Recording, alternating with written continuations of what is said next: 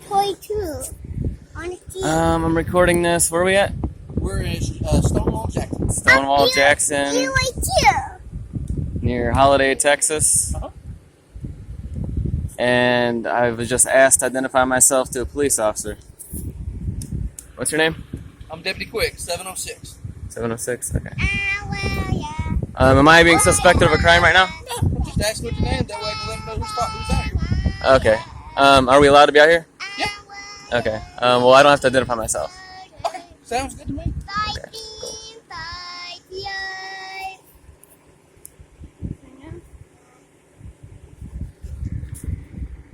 I got a 27 I don't know. What are those stickers? What do they say?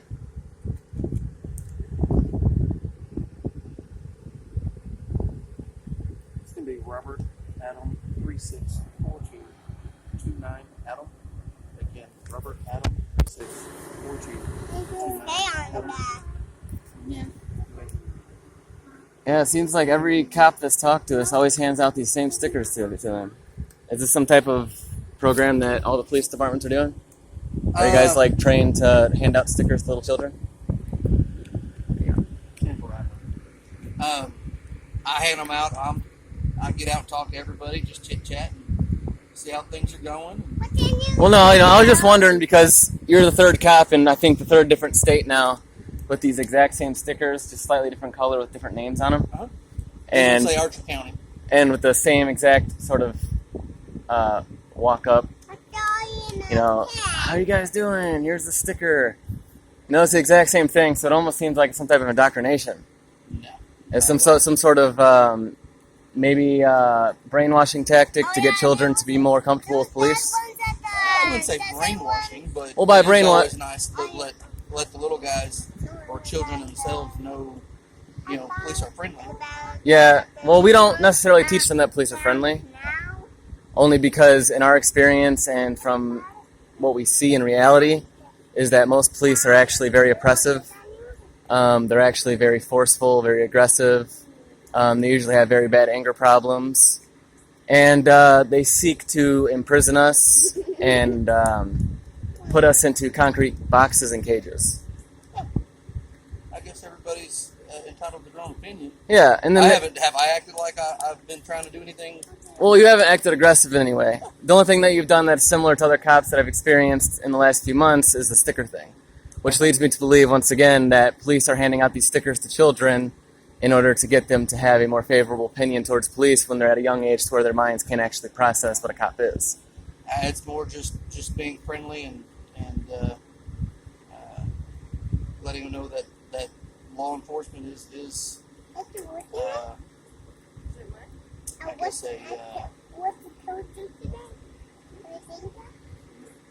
changing the outcome of what maybe some other areas perceive and what they do. Okay. But here in Archer County, we're pretty friendly people. Yeah, and I have nothing against you as a person.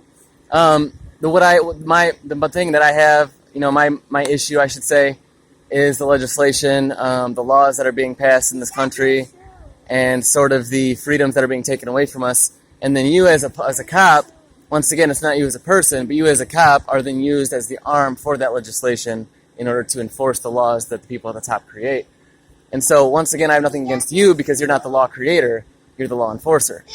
So, but since you are the law enforcer of the laws that I feel are unjust, then that would automatically create a sort of tension, not between me and you as an individual, but between me and what you represent. Well, because the reality is, for example, there's certain basic human rights. By human rights, I don't mean rights guaranteed to us by a human written document called the Constitution. But when I say human rights, I mean human rights as in human nature. For example, and this doesn't have anything to do with you directly, although you would enforce this if you were to see me doing it. But with that being said, if I were to go onto land that is not occupied, but it is owned by, let's say a bank, a big bank that has no actual interest in the land itself other than trying to sell it to the highest profit. Now, if that land is not being occupied, let's say it has been occupied for several years, 20 years, 30 years. If I, as a natural human being, decide, hey, I want to go to this land that's not being occupied, and I want to live as a natural human being and grow my own food and just live off the land without having to pay taxes, follow building regulations or health codes, or building codes and health regulations, I should be able to do that. I should be able to do that because I'm a human being on this planet, just like any other human being on this planet is. And the best example you have of this is look at any other animal in nature. No other animals in nature charge each other for rent. They don't block off things and say you can't go here. They don't hoard resources and then sell them back to the other animals. You're referring human life to a coyote or a pig or a squirrel? In a way, yes. Now I'm not comparing the amount of adaptability or the amount of I suppose skill level, but nature itself has a basic pattern that follows in everything: plants, animals, bugs, humans, all things. And the biggest thing is housing. All animals, bugs, everything in nature creates its own house in its own place, near the place where there's the richest resources in order to survive the most. We as humans get crammed into houses, into cities, into urban areas. Not necessarily everybody, because there's different, obviously, houses, country, urban, it spreads out. But my point here is that we are taught to live in places where we have to, hold on, let me talk. We are taught to live in places that we have to pay others to live in, rather than living in places, for example, I won't use this as an example because this is a park, this is a public usage area. But, I can't point to anything, but I'm sure you've seen plenty of places on the sides of interstates, plenty of places where there's just wide open land for miles and miles and miles and miles. Nobody is utilizing it. Nobody is using it. But me as because it's open doesn't mean somebody's not utilizing it. They could be farming it. Well, I'm not talking about cattle on it. Right, no, I understand that. I'm speaking of lands that aren't being used for those purposes. There's plenty of those. Plenty of land that's not being used for any purpose. A bank is actually owning that. Right. To sell it. 90% of the time it's usually owned by a bank. Exactly. Or that actual land that's just nobody owns. Well, that an individual or a bank, somebody owns it. Right. That's my point. There's all this land out there that is owned by big banks that isn't actually being utilized for any purposes. But people like me, people that want to live off the land and live naturally without having to abide by some type of regulations that I don't agree with, I myself can't do that then without being arrested. Or, most likely I may not be arrested. I may be cited. I may be told to leave. If I get arrested, it would be based on refusal more than an actual trespassing. 90% of the time, trespassing usually might end up in a citation, depending on the situation. Yeah, it's for building the cabins. Not sticky no more? So, the reason that we may have disagreements in this particular conversation is because in your frame of mind, you see it, you're thinking of a more capitalistic point of view, where it's more so, this is owned by a certain person, so therefore they have rights to this certain thing. But as human beings, there's never a reason for one person to own more than they're actually going to use.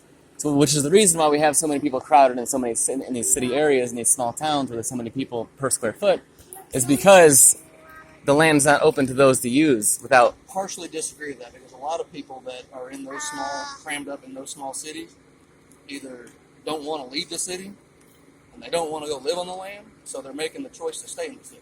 Well, they're making a choice based on... Kind of like going back to your dogs and squirrels. They're not going to build that van that you're driving. Right, exactly. We're different in our capabilities. Now, I will agree, a lot of people may say in word that they don't want to leave the city. And they may actually believe that they don't want to leave the city. But I would say the reason that is because they've been raised in this area where they don't know anything else, and so they're afraid of change. Not if they actually had the opportunity to do something differently and actually experience it, they may change their mind. But most people are stuck in a pattern of behavior to where they're doing the same things over and over and over. And so in word, they might say, yeah, I don't want to leave the city. And they might actually not want to. But once again, that's not off their own. That's more so because of ignorance. Because they haven't experienced anything other than that. And even people that have left the city that choose to go back, they've experienced, driving in a car, going from point A to point B on an interstate, going into a hotel room, maybe a family's house.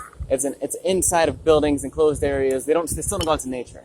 Nature is where it's at. This obviously isn't even a great example. It is a public use area.